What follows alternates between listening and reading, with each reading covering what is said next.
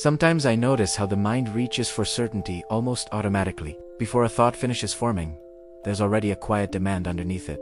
Is this true or not? And it's strange, because that demand doesn't feel learned. It feels instinctive, like the body leaning forward before it knows why. I'll be walking, or listening, or watching something ordinary, and suddenly there's this invisible pressure to conclude, to decide, to settle, as if uncertainty itself is I don't know when that started, or whether it ever didn't exist. But it makes me wonder, what part of us insists on proof, even before belief shows up?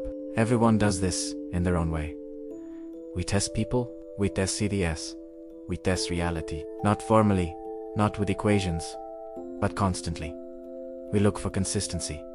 We look for patterns. We look for cracks. Even doubt has its own logic. Even skepticism trusts something. And maybe that's the first quiet hint that logic isn't cold or mechanical. It's intimate. It's personal. It's how consciousness protects itself from being fooled, including by itself. The Nyaya Sutra enters the journey right here.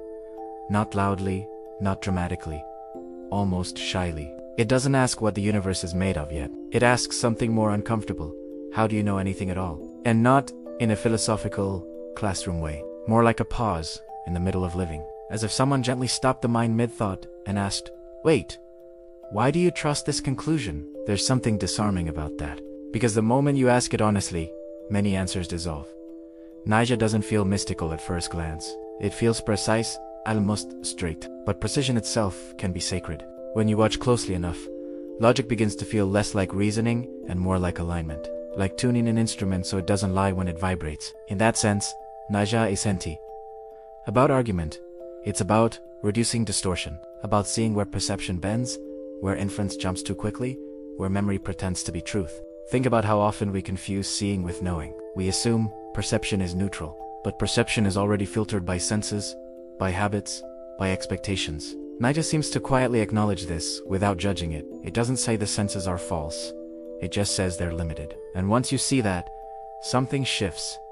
You stop worshipping experience. You start examining it. There's a strange humility here. Nyaya doesn't promise liberation through emotion or devotion or surrender. It promises clarity through careful attention, through checking, through verifying, through learning how conclusions are formed before trusting them. And when I sit with that, it starts to feel less intellectual and more psychological.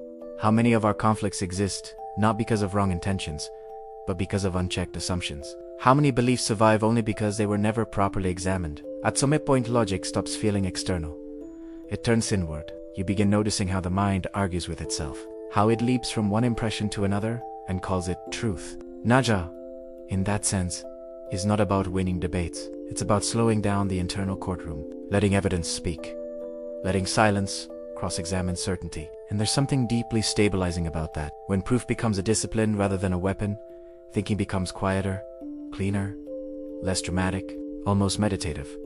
Doubt no longer feels threatening. It feels useful, like a sharpening stone rather than an enemy. What's interesting is that Nyaya doesn't stop at thoughts. It quietly points toward reality itself. Because once you ask how you know, the next question appears naturally. What is it that is being known? And suddenly logic starts leaning toward ontology, toward categories, toward structure, toward the building blocks of experience. Without announcing it, the inquiry begins to shift from proof to substance, from knowing to what is known, from reasoning to reality's architecture. And maybe that's where the journey naturally moves next.